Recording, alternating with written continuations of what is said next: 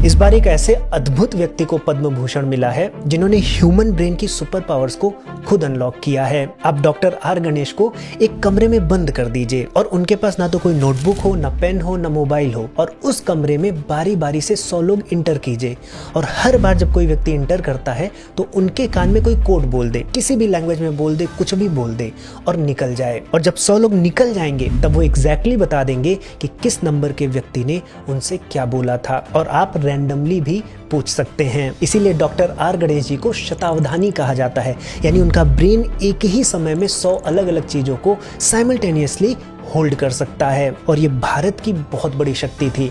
शतावधानी नहीं, पहले सहस्रावधानी होते थे, यानी कि वो 100 क्या 1000 चीजों को एक साथ याद रख सकते थे। और केवल याद नहीं रखते थे, केवल वो ये नहीं बताएंगे कि उनसे 1000 लोगों ने क्या कहा, बल्कि अगर उन 1000 लोगों के कहते समय कहीं घंटी भी बज रही थी और अगर कोई ये पूछ ले कि इस पूरे इवेंट में वो घंटी कितनी बार बजी थी, वो भी वो बता देंगे। तो बेसिकली इस विद्या को अवधान कहा जाता है।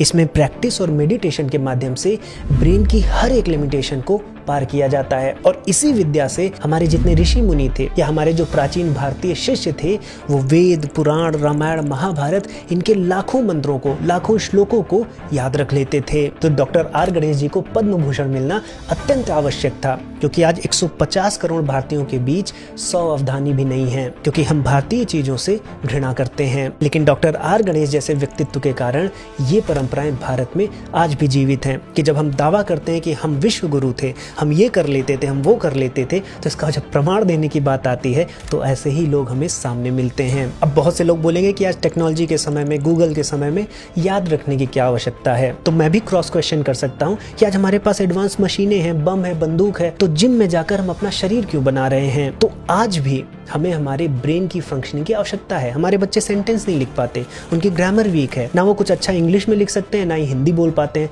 तो हम करना क्या चाहते हैं? आपको जानकर हैरानी होगी कि डॉक्टर आर गणेश 18 भाषाएं बोलते हैं, सैकड़ों बुक लिख चुके हैं, हजारों परफॉर्मेंस दे चुके हैं। तो क्या हम अपने बच्चों को ऐसा नहीं बनाना चाहते? तो हमें अवधान विद्या को स्कूलों में लाना पड़ेगा। कभी कभी तो मेरे मन में एक क्वेश्चन उठता है कि इतनी अच्छी चीजें हमारे स्कूलों से कैसे मिसिंग हैं। इसलिए इस अवधान विद्या को समझने के लिए मैंने डॉक्टर संपदानंद मिश्र जी के साथ एक पॉडकास्ट भी किया था, क्योंकि उनकी वर्षों की रिसर्च है। ऐसे जो थोड़े बहुत अवधानी बचे हैं वो उनके साथ मिलकर इस विद्या को रिवाइव करने में लगे हुए हैं। तो आप इस पॉडकास्ट को अवश्य देखिए, इस विद्या को समझिए, और हम भी ये प्रयास करेंगे कि इस विद्या पर कुछ वर्कशॉप्स हम प्रारंभ कर पाएं। लिंक आपको पेज के बायो में मिल जाएगी।